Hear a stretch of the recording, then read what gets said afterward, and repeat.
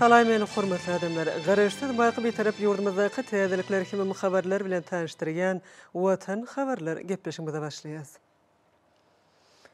Şogun hormatly prezidentimiz Serdar Berdimuhammedowyň Özbegistan Respublikasyna döwlet sapary tamamlandy. Odaly habar berilişi ýaly dün Daşkentde ýokary derejedäki iki taraplan gepleşikler geçirildi. Olaň netijeleri boýunça gadalynan möhüm ulalaşyklar we golçaklar etmeni amalan uly toplumy şol gepleşiklerin ören netijeli bolanyny şaýatlygy diýe. Hormatly prezidentimiziň Özbegistan Respublikasyna döwlet saparynyň jemleýiji günem wakalara baý boldy. Özbegistan Respublikasyna döwlet saparynyň jemleýiji gününe hormatly prezidentimiz ýeri bilen Özbegistan Respublikasynyň Oli Majlisiniň senatyna tarap gurady. Onuň binasy şäheriň merkezi meýdançasy bolan Mustakillik meýdançasyna ýerleşýär.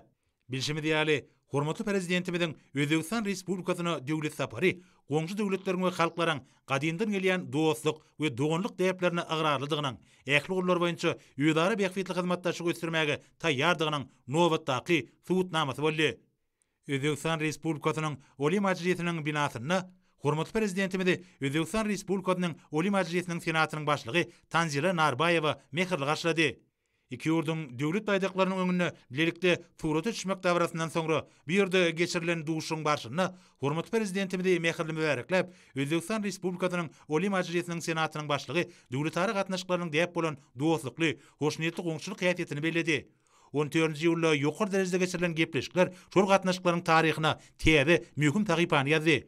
Olaryň netijeleri boýunça gazandan ulaşyklar we gol çekilen resmi namalar umumy awadançyň beýfitlerine laýyk gelýän iki taraplaryň hyzmatdaşlygy mundan meýlekde ösdürmäge ýardam eder. Hormatly prezidentimiz Özbek parlamentiniň ýokarky palatasynyň ýol başlygyna mehirli kabul edenligi we mehmançyllyk üçin minnetdarlyk bildirip, şu günkü duşuň türkmen özbek parlament gatnaşyklaryny puwturandyrmagyň geljegi barada pikir alşmaga, kanun çykaryjyk işiniň ýödara tejribesini alşmaga, halkara giňişliginde hyzmatdaşyň uğurlaryny bellemäge umut mümkinçilik berýänini bellädi. Şeýlekem hormatly prezidentimiz Özbek parlamentiniň ýokarky palatasynyň ýol başlygyna Türkmenistanyň Milli Geňeşiniň halk maslahatynyň başlygy Gurbanyň Berdimuhammedowyň hemde Türkmenistanyň Milli Geňeşiniň mejlisiniň başlygy Mehmedowanyň mehirli salamlaryny we iň gowy arzuwlaryny ýetirdi. Soňky ýyllarda parlamentler ulgan boýunça ýola goýulan iki taraplaryň gatnaşyklar hil taýdan täze dereje çykdy. Şeýlekem hyzmatdaşlyk köp taraply esasy sürülýär. Hyzmatdaşlyk göstermekde bir näçe başlangyçlary, şol sanyna Aşgabatda Merkezi Aziýa döwletleriniň we Russiýa Federasiýasynyň parlamentary forumuny we dinanlar dialoguny geçirmek başlangyçlaryny öňe süren Türkmenistanyň Milli Geňeşiniň halk maslahatynyň başlygynyň ägir tuly goşandyryň bardygyny belläp, Özbegistanyň Oli Majlisiniň senatynyň başlygy hormatly arkadagymyza mehirli sözlerini we hoşnýetli arzuwlaryny getirmegini hormatly prezidentimizden haýyş etdi. Dostlukly we birik bergen aşmak esasynda geçen töhfetleşiň başlygyna bellenşi ýaly kanun çykaryjyk edaralarynyň ugury boýunça ysynçykly gatnaşyklar toplumlaryň türkmen özbek hyzmatdaşlygyny ösdürmegiň wajyp hemde aýrylmaz bölegi bolup durýar. Soňky ýyllarda iki ýurdun parlamentleriniň iki palatalarynyň bilelikdäki tagallarlary bilen köp işler ýerine getirildi. Durnukly parlamentary gatnaşyklary ýola goýuldy. Hünär taýdan duşuklaryň gurallary işläp başlady. Hemde iýligderli işi ýola goýuldy. Şunda Türkmenistany we Özbegistany döredilen parlament dostluk toparlary möhüm orna ýelýärler. Olar biziň doganlyk halklarymyzyň arasynda ýölara düşünşmegiň möhüm we netijeli guraly bolup durýar. İki taraplaryň parlamentary gatnaşyklar Merkezi Aziýada paragatçylygy we durnuklygy puwturandyrmak işine tallamly goşant goşýar. İki ýurdun parlamentariýalarynyň dürli sewit forumlaryna gatnaşmagy siýasy, ykdysady, ansanperwer hyzmatdaşlygynyň üstünlikli alınıp barmak üçin amatly hukuk şertlerini döretmäge gönükdirilenler. Olaryň işi hyzmatdaşlygyň diýip bolan diplomatik gurallaryny berkidýär we baýlaşdyrýar. Häzirki döwürde döwletary gatnaşyklaryň şeýaklaryny parlament hyzmatdaşlygy uly ähmiýet bolýar. Türkmenistan we Özbegistan dürli gurlar boýunça geçirilen halkara maslahatlaryna işe gatnaşýarlar. Olaryň hataryna garaşly döwletleriň arkalaşygy, islam hyzmatdaşlyk guramasy, türki döwletleriň guramasy, goşuşmazlyk hereketi bar. Munyň özi geljegi uly hasaplanýar. İki ýurdun wekilleri parlament ugury boýunça bilelikdäki başlangyçlar ilkinji nowatda bolsa sewitiň döwletleriniň arasynda hyzmatdaşyň hukuk bunyadyny puwturandyrmak, insanperwer jemgyçilik, medeni gatnaşyklary ösdürmek, dinanlaryň, ýaşlaryň arasynda giň hyzmatdaşlygy ýola goýmak meselelerine işin hyzmatdaşlygy diýerler. Töhfetleşiň barşyna şu ýylyň maý aýyna Türkmenistanyna iki iri çäräniň Merkezi Aziýa döwletleriniň we Russiýa Federasiýasynyň parlamentary forumunyň hemde dinanlaryň dialogunyň üstünlikli geçirilenligi hemde foruma gatnaşçylary tarapyndan guralan duşuklaryň we gepleşikleriň derejesine ýokary baha berilenligi bellenildi. Hormatly prezidentimiz öz ýurdunyň wekiliyetine ýol başlyk eden Özbekistan Respublikasynyň Oli Majlisiniň senatynyň başlygyna we onuň kärdäşlerine şol çärelere işin gatnaşanlyklar üçin tüý sürekden minnetdarlyk bildirdi.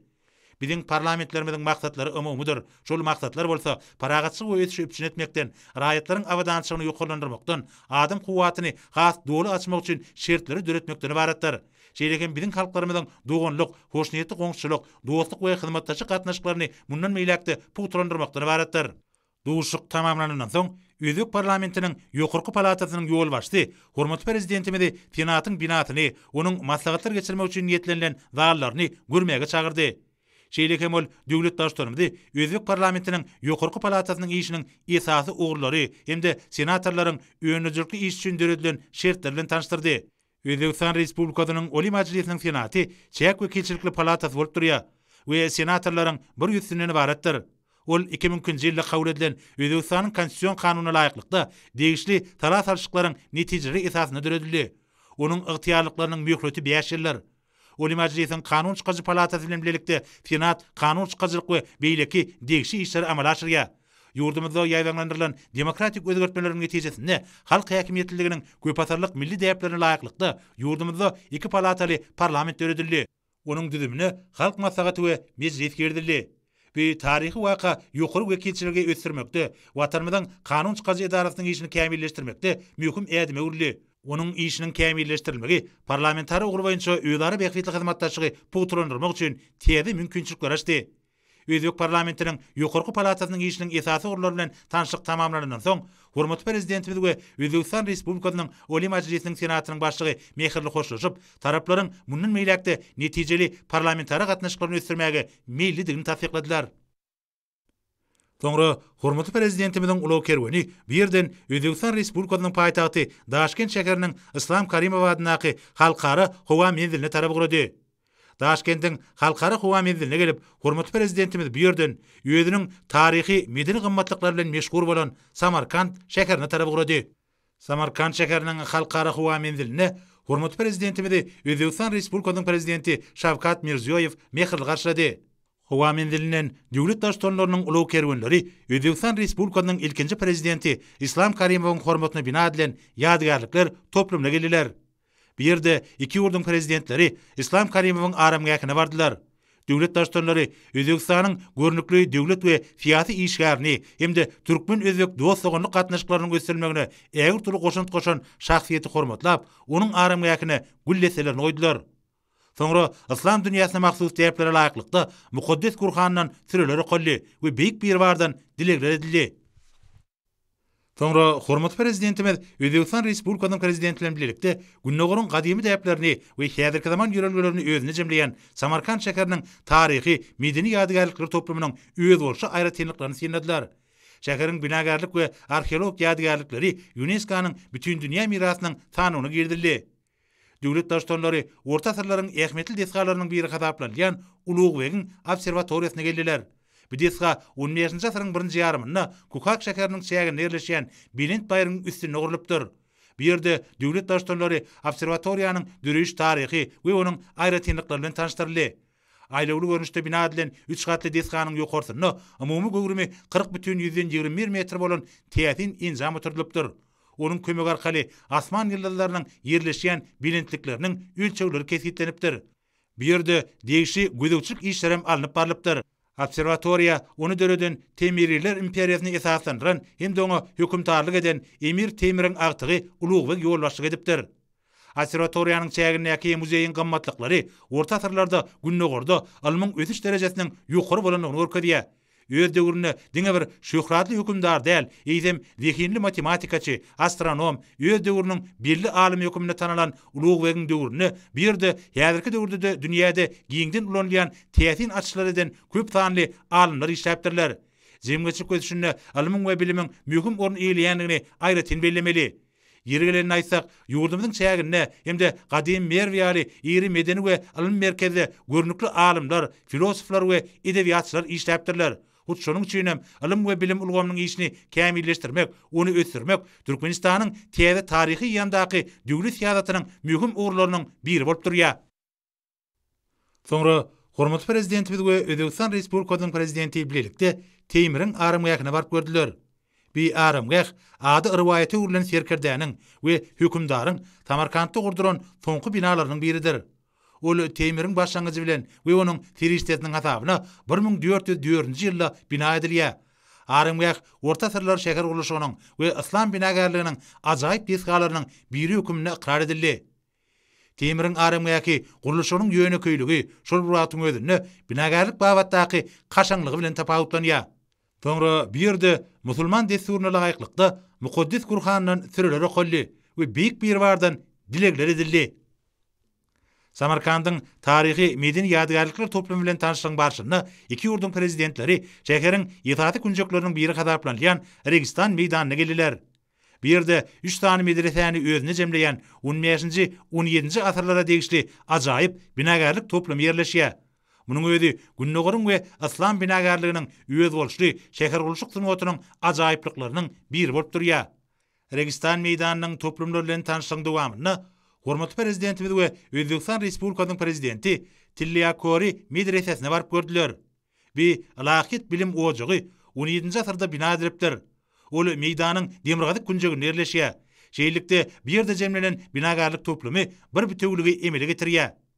Bir medrese taryhyň dowamyna bilim berilýän bina bolmak bilen çäklenmän ol mesjid hökümine de mühim orny ýeläpdir. 2001-nji ýylda 3 medreseden ibaret bolan toplum Samarkandyň beýleki taryhy binalar bilen birlikde UNESCO-nyň bütün dünýä mirasynyň sanawyna girdildi. Bir ýerdäki muzey gymmatlyklary, Registan meýdanynyň döwre wagtlaşdyrylyşy, şeýlekem Samarkandyň taryhy, şol döwrüň durmuş derejesi, onuň ilatynyň tenetkerçiligi, amalgaşan turmaty barada gurrun berýär. Hormatly prezidentimiz bir ýerde muzey gymmatlyklarynyň görnüşleri bilen gyzyklandy. Medresäniň binagarlyk we bedek aýratynlyklary hemde muzey gymmatlyklary bilen tanışyp, hormatly prezidentimiz Özbekistan Respublikasynyň prezidentine we özbek tarapynyň wekillerine öýdörşi siýasatçylyk üçin minnetdarlyk bildirdi. Soňra döwlet başdanlary bilelikde ýadgarlyk surata düşdiler. Samarkandyň taryhy medeni ýadgarlyklary bilen tanışyk tamamlanandan soňra Türkmenistanyň we Özbekistan Respublikasynyň prezidentleri ýokary derejeli mihmanlary kabul ediş merkezine geldiler. Bir ýerde bilet mertebeli türkmen mihmanynyň hormatyna özbek tarapynyň adyndan resmi günortanlyk nahar berildi. Onuň barşyna Özbekistan Respublikasynyň sunmaty saatlarynyň çykyşlary ýaýdanlandyryldy. Soňra hormatly prezidentimiz we Özbekistan Respublikasynyň prezidenti Samarkandyň halkara howa menziline geldiler. Döwlet başdanlary ýokary derejede geçirilen gepleşikleriň netijelerini çuňur kanagatlanma bildirip, Türkmenistanyň we Özbekistanyň dostlukly, hoşnýetli goňşulykly gatnaşyklary berk ygyrarlydyklaryny hemde taraplaryň öýdary beýiklik, din hukuklyk we strategik esasy giňerimli hyzmatdaşlyk göstermäge meýilliklerini tasdikladylar. Hormatly prezidentimiz özbek kardeşine hoşnýetli kabul edenligi we mehmançylyk üçin ýene däwregedek minnetdarlyk bildirip, onuň bilen mehirli hoşlaşdy we Özbekistan Respublikasyna döwlet saparynyň maksatnamasyny tamamlap watanyny dogrady. Görünüşi ýaly hormatly prezidentimiziň Özbekistan Respublikasyna amala aşyran döwlet sapary iki ýurdun döwlet başdanlarynyň dogonly halklaryň ähli urlary boýunça gatnaşyklarynyň hil taýdan täze derejä çykma ugruna edilýän tagallalaryň oňun netije berýänligini aýdynlyk bilen görkezdi. Özbekistan Respublikasynyň ýurdumda tarap ugralan hormatly prezidentimiziň uçury bir neçe wagtdan paýtagtymyzyň halkara howa menziline gelip gönni. Bu ýerde hormatly prezidentimizi resmi adamlar garşadylar. Şunlukda arkadagy serdarymyzyň Özbekistan Respublikasyna amala aşyran döwlet saparynyň netijeleri iki dogonly halkyň birek-birege ynanşmak we öýdary hormat goýmak esasynda ýola goýulan gatnaşyklaryň işçileşdirilmegine gönükdirilendir. Birleşen Milletler Guramasynyň Türkmenistanyň hemişelik wekiliniň edaratiniň ýardam bermeginde Birleşen Milletler Guramasynyň saýlawlary geçirmek talaplaryna baha bermek boýunça wekiliýeti ýurdumyzda bolup, saýlawlary we salatçylykları geçirmekde Birleşen Milletler Guramasy tarapyndan ýardam bermek mümkinçiliklerini kesgitlemek işine alyp barýarlar. Şeýlede saparyň dowamyna bu toparyň agdalarynyň birnäçe ugurdaş ministrliklerde we puduklaýyn düzümlerde dowuşuklary geçirildi. Birleşen Milletler Guramasynyň saýlawlary geçirmek talaplaryna baha bermek boýunça wekiliýetiniň Türkmenistanyň saýlawlary we salatçylykları geçirmek baradaky merkez toparyna dowuşugy boldy. Oň dowamyna ýurdumyzda hereket edýän milli kanunçylyga laýyklykda saýlawlary geçirmek ugurlary, milli jemgyýetimizi mundan meýlekde demokratiýalaşdyrmak ugruna alınıp barýan işler boýunça gyzyklanma bildirilýän pikir alşmalar boldy. Wekiliyetin agdalary bilen duşuklygyň dowamyna Birleşen Milletler Guramatnyň saýlawlary geçirmek talaplaryna baha bermek boýunça wekiliyetin agdalary ýurdumyzda hormatly prezidentimiň ýolaşylygyny degişli ugrun kanunçylyk binýadyny puhtalandyrmak, demokratik jemgyýeti ösürmek boýunça alınıp barlayan işler bilen tanıştyrly. Ören netijeli we işen ýagdaýda geçen duşuň dowamyna saýlawlary geçirmek dünýä tejribetini öýleşdirmek, bu ugry täzeçil usullary ornaşdyrmak bilen baglanyşykly meseleler ara alınıp matlatlaşyldy. Toparın agdalarynyň ýurdumynyň daşary işler ministrligine geçiren duşugyna işen häsiýet mahsus boldy.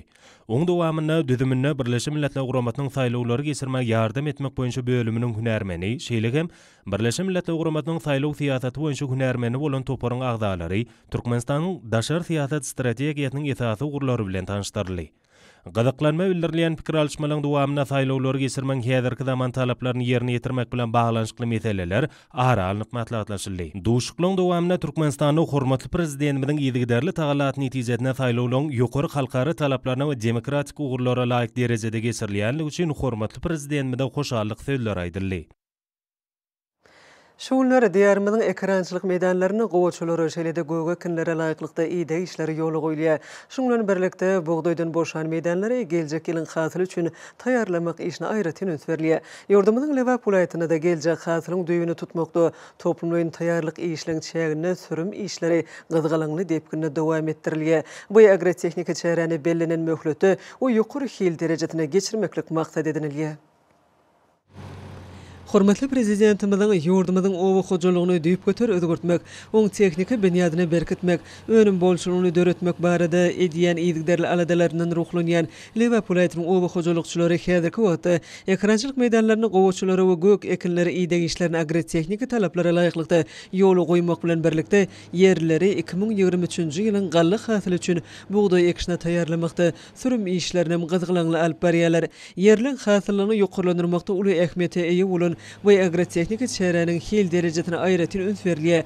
Bu işde daşary ýurtlardan satyn alynan daýyhanyň esasy daýanjy bolan ýokary iş öndürjilikli kuwatly tehnikalar şeýlede olaň terke gurallarynyň güýjünden netijeli peýdalanylýar. Tehnikalar öz işiniň ustady bolan tejribeli mehanizatorlara berkidilmegi işlen has şowly sepetlere beslenmegine ýardam edýär. Ýokary netijeleri öpçün etmekde Lewap welaýat owa hojalyk önümçilik birleşiginiň etraplardaky tehnika hyzmat ediş kärhanalary tarapyndan ýönetik hünärmenlerden düzülen awatlaýjylar toporlary hereket edýär. Tehnikalar gerek bolan ätiýaçlyk şaýlary we enjamlary bilen öpçün edilýär. Utgaşykly we agdyberlikli ýoly goýulýan işler netijesinde tehnikalyň sady we gurut işledilmegi gazanylýar. Talablaýyk iş şertleriniň döredilmegi sürmegi ýylyň dowamyny alyp barmagy şert döredýär. Netijede daýhan ahlasy bilen welaýaty ennigan we şoňa sürüm geçirilen ýaýlyp ýatan meýdanlaryň çägi gün saýyn giňeýär. Geljekde hasam belent üstünlikleri nazarlayan Lewaply bagdaýhanlary zähmet çekmekde we eni toprakdan bol hasyl almakda ähli şertleri, giň mümkinçilikleri döredip berýän hormatly prezidentimize alkyşlaryny we hoşallyklaryny beýan edýärler. Hormatly prezidentimiziň owa hojalygyny amal aşyrýan özgürtmelerini göýök bagça we ýer almaýaly owa hojalyk önümleriniň öňdürüşini artdyrmak barada öňde goýan wezipelerini durmuşa geçirmäň ýurdumyzyň hususiýetçileri özleriniň münasip goşantlaryny goşýarlar. Mar şäherine kim ýoly ülke hususy kärhanasynyň işçileri özleriniň önümçilik ýerimini artdyryp, azyk önümleriniň durly görüşlerini öňdürmek bilen bir gatarda owa hojalyk ekinlerini ýetişdirmek maksatly bölünip berilen ýer böleklerini ýokary hasyl berýän tohumlyk ýer almanyň durly görünüşlerini yetiştirip, olary soğuducu ammarlarda kada laýyk saklaýarlar. Arka dağlı serdarymyzyň soğusy ulgamy üstünmek barada berýän kömekdir gollawlary bu ugurda amala aşyrýan giň meşhurly maksatnamalary kabul edýän çözgütleri, hususy ulgamda zähmet çekýän adamlaryň göwünlerini galkyndyryp, olaryň öňdürjilikli zähmet çekmeklerini uly badalga berýär. Owa hojalyk buğdany kämilleşdirmekde anyp barýan işleriň netijesinde owa hojalyk ekinlerini ösürip yetişdirmäge de hususy önümlendirjiler giňden çekilýär. Olaryň çekýän gujurly zähmetler netijesinde bereketli toprağymyzda yetişdirilýän göýök bagça hemde beýleki owa hojalyk ekinleriň meşhurlary barha artýar. Marşegarnäki Türkmenistanyň Senagaçylar we Telekeçiler Birleşmesiniň agdasy bolan Miweli ülke hususy kärhanasy ýurdumyzda ykdysadyýetimiziň çalt tepkinlerinden ösmegine münasip goşant goşýan kärhanalaryň hataryna tananmak bilen owa hojalyk ekinlerini ösürip yetişdirmekde de nusga aralyk işler bitirýän kärhanalaryň biridir. Kärhananyň işleri halkyň arkadagly zamanaty ýylyna Wekil Bazyr Itrabnyň Türkmenistan daýhan birleşiginiň çäginden özleşdirmek, gökemde bakça, beýleki owy goşuluk ekinlerini ösdürip yetişdirmek maksady bilen bölünip berilen yer böleklerini ul işleri durmuşa geçirýärler. Bu hususy kärhananyň işçileriniň çekýän ihlasy zähmetleri netijesinde bölünip berilen yer böleklerini şu ýyl ilkinji gedekliğine hökmünde tokumluk yer almanyň 20 golay görünüşe kelip, adekwatda olaryň hasyny ýygnamak işleri tamamlandy. İşäwür telekeçileriň bir ýerde alman öňdewaji tejribelerini önümçiligi giňden ornaşdyrmagy, tokumluk yer almanyň seçkiçilik işlerini göwnüjä ýoly goýmaklaryny netijesinde adekwatda tokumly yer almanyň bol hasylygyny bereketli toprağımızda yetiştirilen tokumluk yer almany ýygnamak işleri agrotehnikanyň kadrlaryna laýyklykda kuwwatly traktorlaryň kömegi arkaly amala aşyrly. Ekin meýdanyna ýygnalan yer almanyň bereket bolçulygy gözüň dokunuryp, işäwür telekeçileriň daýhançylyk tejribelerinden uguralyp, çeken pek zähmetleriniň ýerine düşendiginiň habar berýär. Kärhananyň hünärmenleri öz ýetişdiren yer almalarynyň aýratynlyklaryny içkin öwrenmek bilen olaryň has ýokary hasyl berýän, ýokary saýlama tohumlaryny saýlap alyp, geljekde olary owy goşulyk puwdagyny özleşdirmek üçin ýurdumyzyň öňünde menejlerlerini hemde kärenişlerini ýetirmegi maksat edinýärler. Adekwaty işäwür telekeçileriň tagalasy bilen ýetkisiz ýygnalýan tohumlyk yer almanyň bol hasyly kärhananyň ýürüte ýük hafta uluglary bilen daşalyp, kärhananyň sowadyjy ambaryna ýerleşdirildi. Tohumluk yer almadan toplanyan hasyly geljek ýylyň ekiş döwrüne çenli kärhananyň 2000 tonnalyk sowadyjy ambaryna kada laýyk saklamaklyk üçin bolsa ähli mümkinçilikler bar. Kärhananyň sowadyjy ambary azyk önümlerini ýylyň bütün dowamyny ter görnüşinde saklamak üçin dünýä öňlerine laýyk gelýän sowadyjy enjamlarla üpjün edilipdir. Mundan maksada bu kärhananyň işleri özlerine bölünip berilen yer böleklerini dänelik mekkejeginiň hem bol hasyny ösdürip ýetişdirýärler. İşäwür telekeçiler özleriniň ihlasy çeken zähmetlerini netijesinde ýetişdirýän dänelik mekkejeginiň hasyny azyk önümlerini öňürmek işlerine ulanmaklygy gözüne tutýarlar. Ýurdumyzyň milli ykdysadynyň çalt tepkinlerden ösmegine, halkymyza gök bakça hemde beýleki önümleri bilen üpjün etmäge sarlanly goşan kärhananyň işäwür telekeçileri hususy ulgamy ösdürmek barada diýen bimeşhur aladalar üçin hormatly prezidentimize, arka dagly serdarymyza alkyş sözlerini edýärler. Şogun paýtagtymyzyň gözel konjoklarynyň birine ýerleşen Aşgabat seýilgäkinde gözel paýtagtym Gowunuş adym ady bilen aýdymsaly dörejülük festivaly geçirildi. Aşgabat şäher häkimliginiň Medeniyet müdürlüğiniň UNESCO-nyň işleri barada Türkmenistanyň milli toporunyň sekretariatynyň bilelikde ugramygyny geçiren medeni köpçülikliň çäresi ýurdumyzda milli sunutyň häzirki zaman ýürelgilerine laýyklykda ösürilýändigine has aýdyňlyk bilen görkezdi.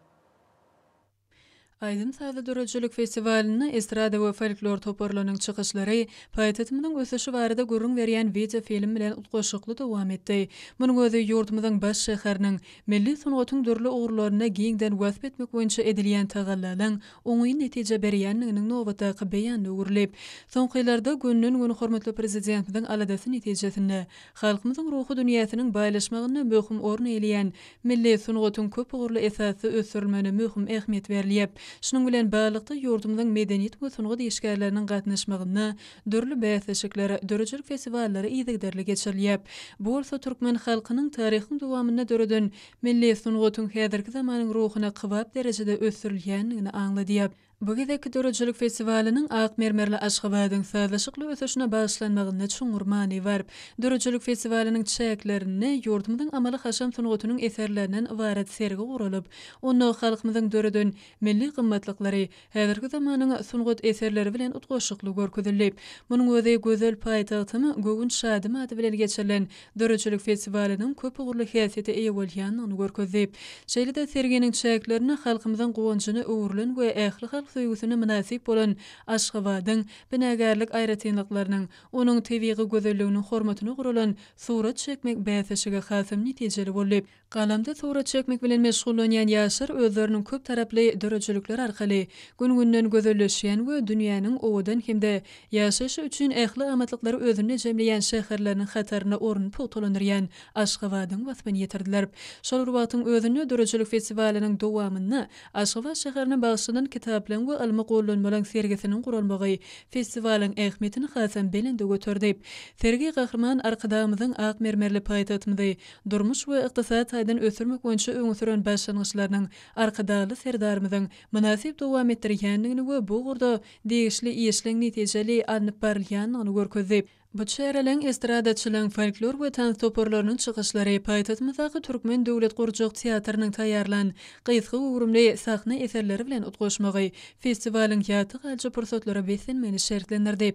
Dörejelik festiwaliniň dowamynda gurulan beseçikleň jemlenip, olaň ýeňjilerine degişli sowgatlar gowşurylyp, munyň özi ýurtymyzyň durmuşyna möhüm ähmiýeti bolan medeni köpçülikleň çeýreleň ýokary gurumçylyk derejesine geçilmegine ören jogapkärçilikli we hemme taraplan esasy çemeleşilýäniniň nowatdaky suwtnamasyna urulyp, Dörejelik festiwalyna gatnaşylar ýaşlyň okuyup başarnyklaryny açyk görkezmekleri, täze zekinleri ýüze çykarmak ugruna döwlet derejesine alad edilýän üçin arkadaly serdarmyza tüýsürekden hoşallyk sözlerini aýtdylar we döredilýän mümkinçiliklerden netijeli peýdalanyp, milli sungatyň üstü bilen ýurtymyzyň ösüşini wasp etmek ugruna ähli tagallalaryny gaýgyrmajakdyklaryna inandyrdylar. Hormatly adamlar, ene bolsa ýurdumyzyň vilayetlerine we paýtatymyza Aşgabat şäherine şuny 15-nji iýulda saat 20-den 16-njy iýulda saat 20-çe boljak howa barada Türkmenistanyň howa maglumatlygynyň berýän habar bilen tanış boluň.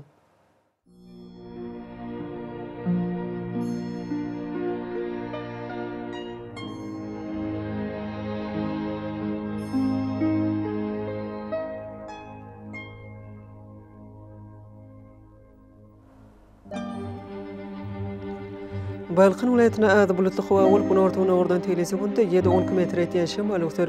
Hava gecetine 24-29 gradus mayıl, günüdüne 37-42 gradus ısı olur.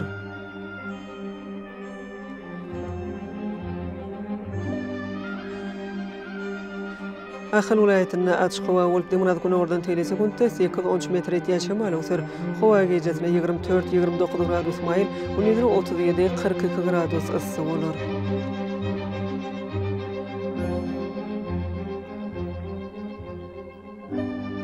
Marı vilayetine açık hava olup, demunat günü oradan teylesi günde 9-14 metre etiyen şemal öksür.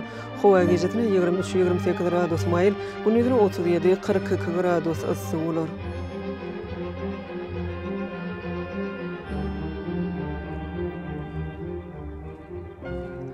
Lebap vilayetine açık hava olup, demunat günü oradan teylesi günde 9-14 metre etiyen şemal öksür. Hava gecetine 23-28 gradus mayıl, günüdüne 38-43 gradus ısı olur.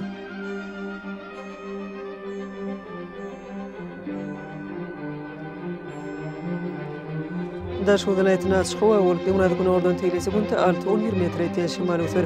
Hava gecetine 22-27 gradus mayıl, günüdüne 38-43 gradus ısı olur.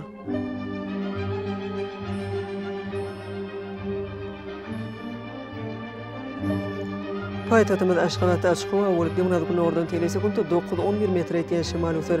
Hava gecetine 25-27 gradus mayıl, günüdüne 39-41 gradus ısı olur.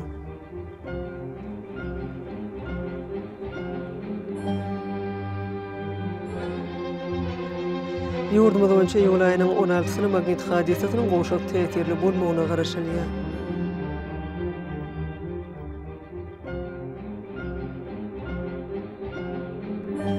Eziz watandaşlar, Tomus pasyna howanyň derejesiniň ýokarlanýanyny nazara alyp pasylyň aýratynlyklaryna laýyklykda geyinmegi, bunyň ýeti şöhlesinden gorunmagy, şeýlede ýurdumyzda hereket edýän şahsy we jemgyýetçilik arasaçylyk tertip düzgünlerini berje etmegi maslahat berýär. Mehriban eleşler, bulary berk berje etseňiz gelin islamik pasylyny öz saglygyňyzy gorap bilersiňiz.